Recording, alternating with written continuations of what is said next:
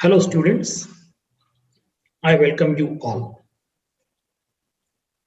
In the previous class, we completed introduction to the sonnet, The Bright Star, written by John Keats, the general introduction to the poem as well as to the poet is already completed, and now I am supposed to deal with the text of the poem. So before I proceed with any details of this poem, I would like to recite the poem first so that you will be able to understand each and every aspect and expression made by the poet. Let us refer to your textbook, Bright Star. Bright star, would I were steadfast as thou art, not in the lone splendor hung aloft the night, and watching with eternal leads apart, like nature's patient, sleepless eremite, the moving waters at their priest-like task of pure ablution round earth's human shores, or gazing on the new soft fallen mask of snow upon the mountains and the moors. No, yet still steadfast, still unchangeable, pillowed upon my fair love's ripening breast, to feel forever its soft fall and swell, awake forever in a sweet unrest, still, still to hear her tender taken breath, and so live ever, or else sown to death. See, friends, this is the text of the poem. If you go through the text, you will realize that the poet has very effectively and brilliantly presented his own conceptualized ideas and observations. When the poet says, "Bright star, would I were steadfast as thou art." So before we start the critical analysis of the poem, I would like to provide you some details in this respect. As far as this poem is concerned, it is believed that John Keats wrote this poem for his beloved. As I told you in the introduction, that John Keats had his beloved named Fanny Browning, and it is strongly believed that this poem is wrote for his own beloved, that is Fanny Browning. If you see the beginning of the poem, what does the poet say? "Bright star, would I were steadfast as thou art." So in the beginning of this sonnet, the speaker presents the imagery. What is that imagery? The first image that we come across is the star. Already I told you in the introduction, whenever I happen to refer to the star or the bright star, it means it is nothing but the North Star, Now you can see in my background, I have presented the virtual image that of the North Star. You can see it. That is, of course, the brightest among all the stars that we could see from the surface of the earth.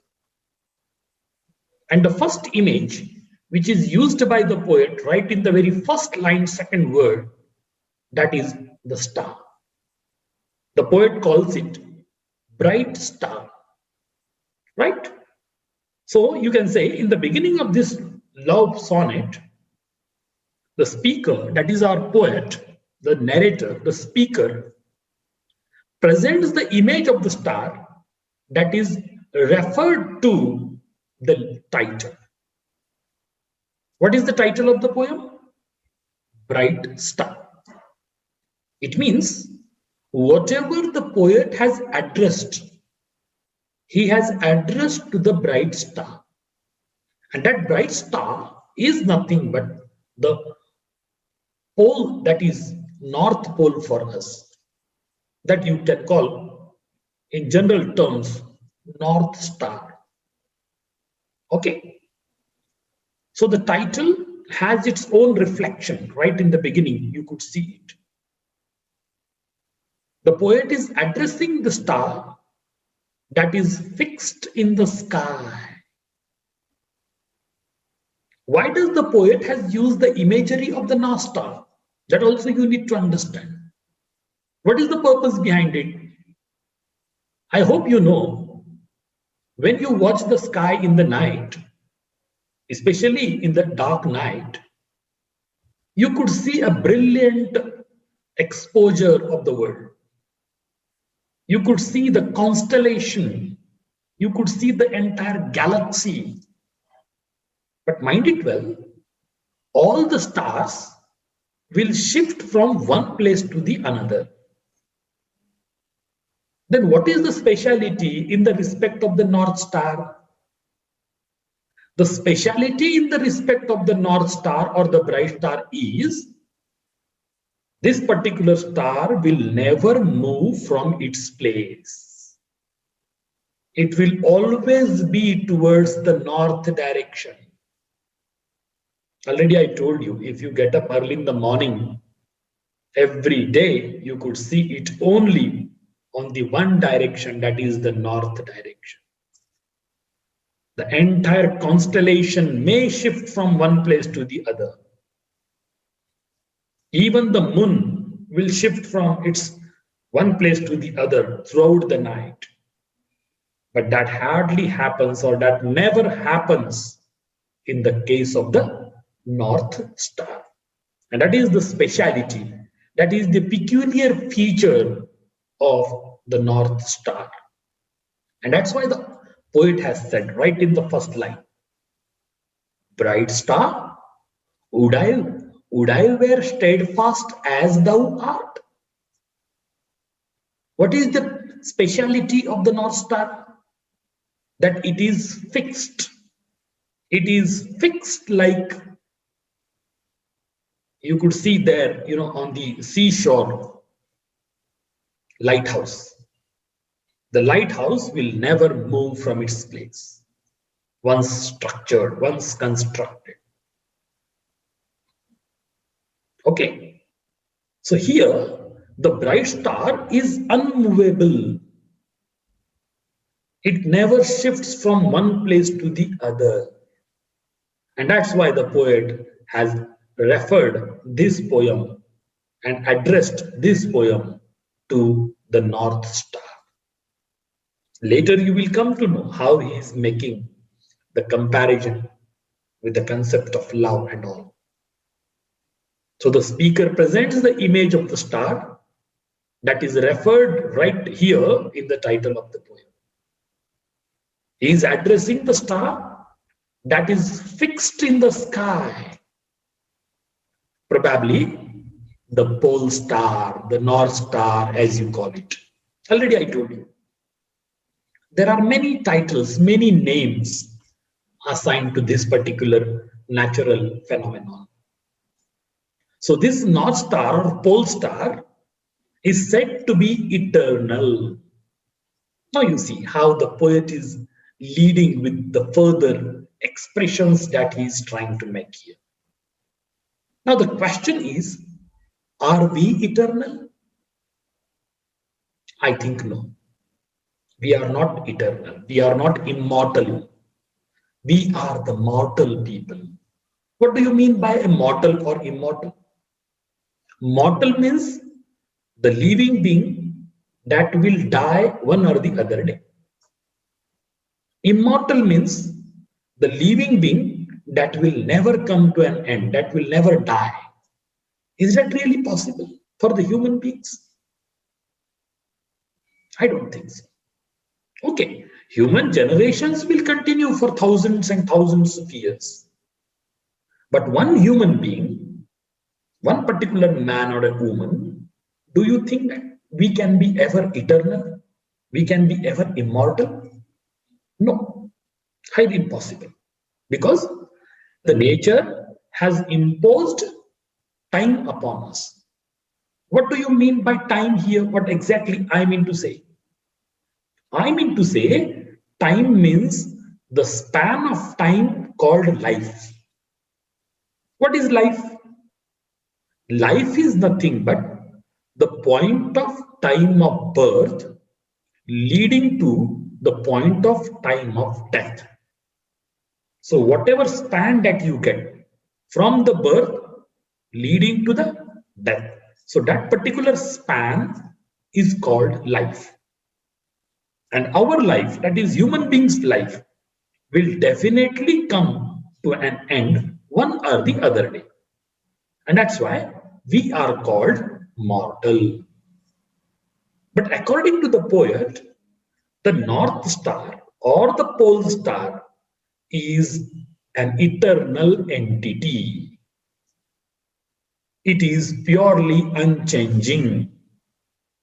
And also beyond the speaker's reach, because it is up there in the sky where a human being like you or me, or even like the poet, could never reach. Can we reach out to the pole star? No. First, that is far away from the earth. Second, that is there in the sky. That is the integral aspect of this solar system, the entire galaxy, the constellation of stars and all. Okay, so we could never reach out there. And that's why the poet says here, bright star, would I were steadfast as thou art, not in lone splendor hung aloft the night. See here, not in lone splendor hung aloft the night. So that's what I said just before. That you could find many stars there in the night if you could observe it. Lakhs and thousands of stars are there, no doubt about it. No one can count it ever. It is difficult for the human beings to count it. Impossible, I would say.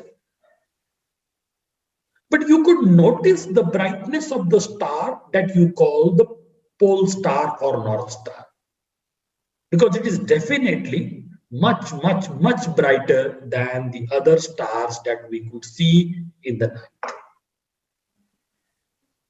Not in lone splendor. What kind of splendor does that North Star has? Already I said it is much, much brighter than others. And that is the real glory. That is the real splendor. That is the peculiar feature of this North Star. And another couple of features are also told by the poet. One, it is unchanging. Second, it is eternal. What do you mean by unchanging? Something that never changes in the course of time. Something that does not move from one place to the other. That is called unchanging, unmovable. And eternal means maybe in the long back in the past, sometimes it started, and it will continue in future for indefinite time. Something that has no end at all. That is called eternal. And this is how the poet is trying to express his own, feelings in the respect of the star. He is addressing all that to the bright star. The poet says, bright star, would I were steadfast as thou art. Can we be unchanging? Can we be unmovable like the bright star? No. We have to make the moments while living our life. And the moment you stop making moments, it means the person is dead. Are we dead or alive? We are very much alive. I'm talking to you through this electronic platform. You are listening to me. You are also making so many moments while sitting at your home. While sitting in this chair and interacting with you all, I'm also doing so many moments. The moments of my lips, tongue, hands, and other gestures of my face. So we can never be, stand and still. We can be stand and still only when we are dead. And that's why the poet says, bright star, would I were steadfast as thou art, not in lone splendor, hung aloft the night, and watching with eternal leads apart, like nature's patient, sleepless eremite. See, the speaker actually wishes that he could be as steadfast as the bright star. But can we be?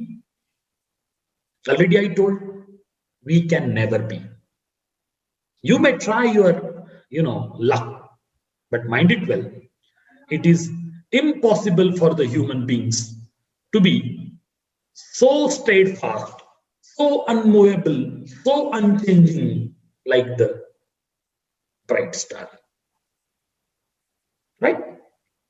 So here, the poet may express his wish to be so steadfast as the bright star, but it is not possible for the human beings.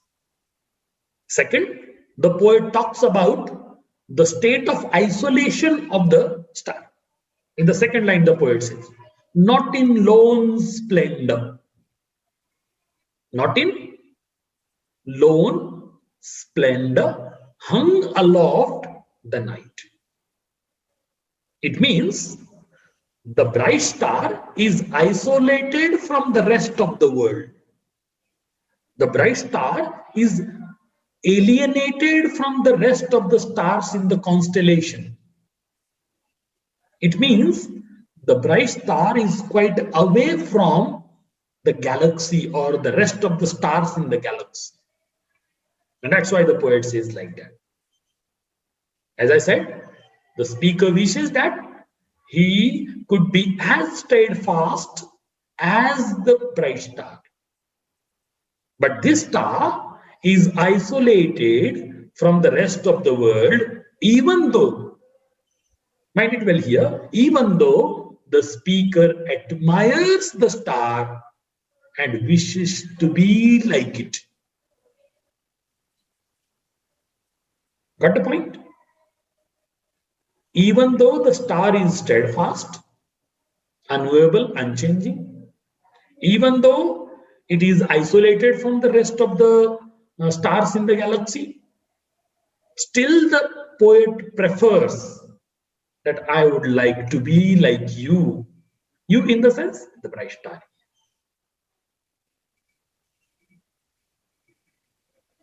Even though the speaker admires the star and wishes to be like it, he doesn't want to be isolated like the star. He would love to be unchanging, unmovable like the star. He also does not want to have other qualities of the star. What are the other qualities over here? Such as the star always awake and shines.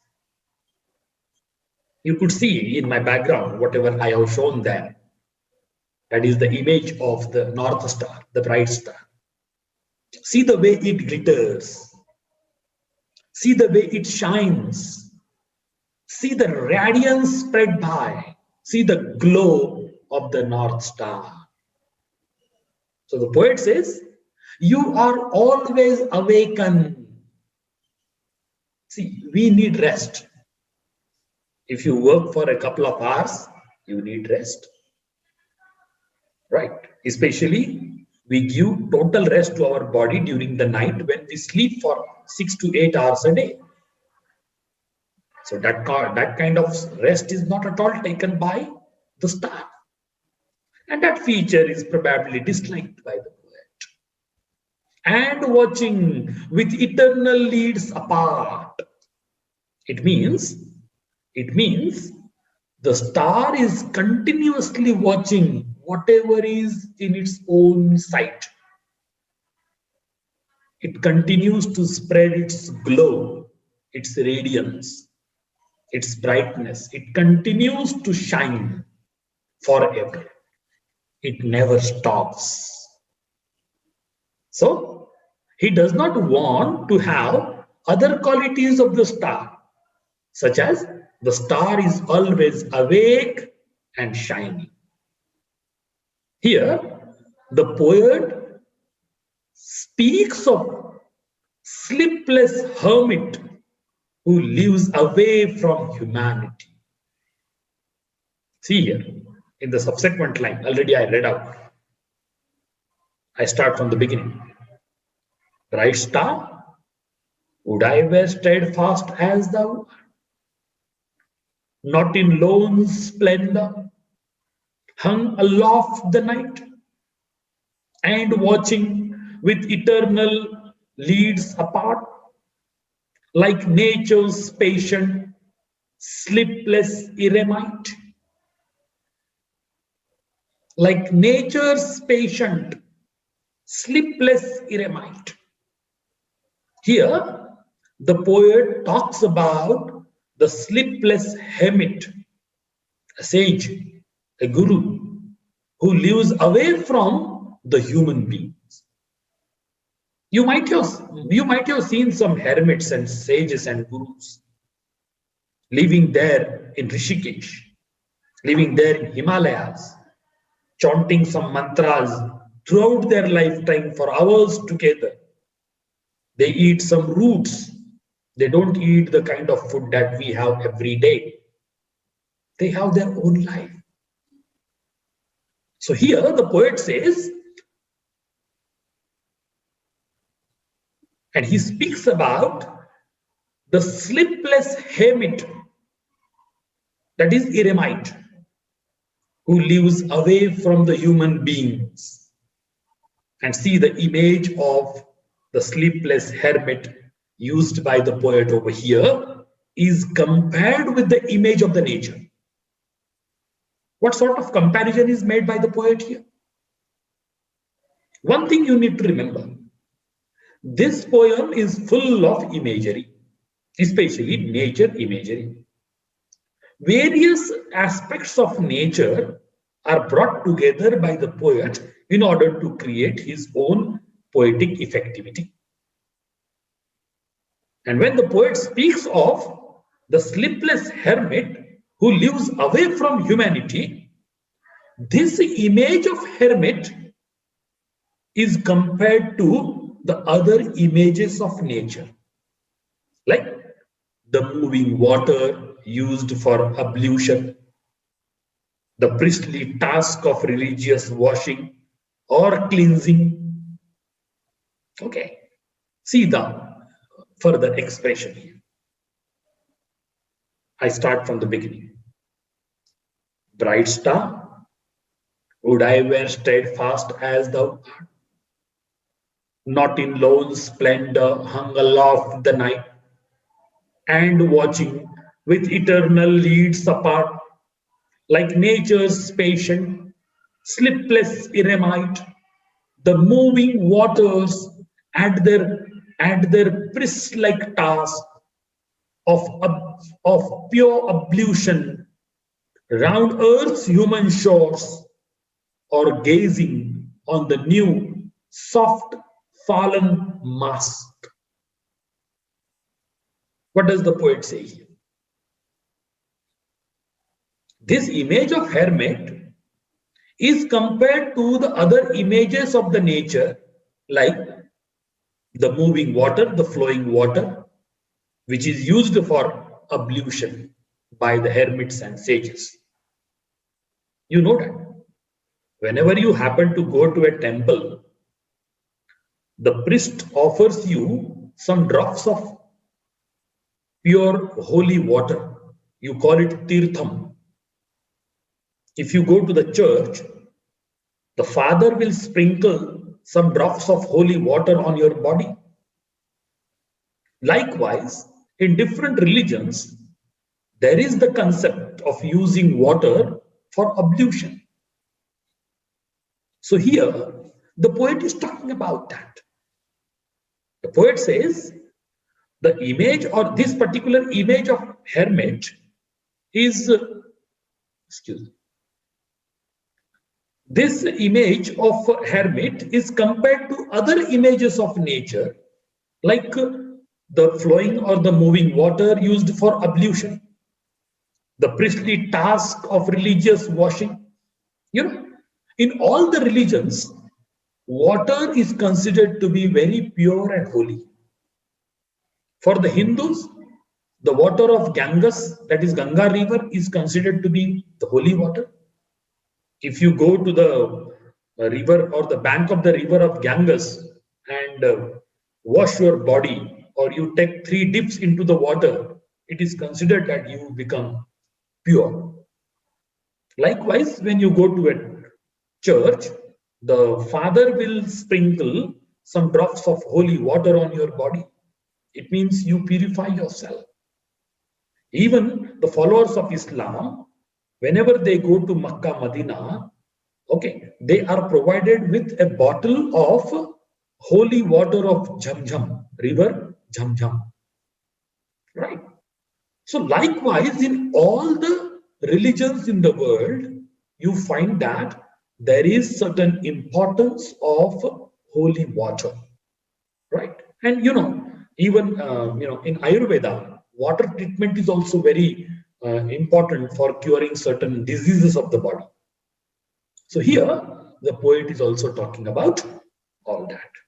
He says, and he talks about that image, particularly the image of the hermit is compared to the images of the nature, especially the moving water used for ablution, the priestly task of religious washing or cleansing. And by comparing the star with moving waters and priestly task of purification, the poet is willing to express that these things of nature are immortal and he can never be like them. The use of the word ablution represents religion. Already I told you the importance of holy, sacred water is there in all the religions. And here, the poet is talking about that. What does he say? According to him, the use of water, especially the word here, ablution with the help of the water, represents religion. And so far, the speaker has expressed the admiration of nature. This is continued in the next part of the poem also. So this is actually the end of the part 1. So maybe in my next class, I will talk about the second part of the poem, and that will have a proper connectivity and continuity with the word water used for ablution by the hermit or a sage or a holy person. So I will try to define all these things in my next class. So for this class, I would just put a pause here, and tomorrow you will come to know about the remaining part of this poem also. So thank you very much for patient listening. See you tomorrow.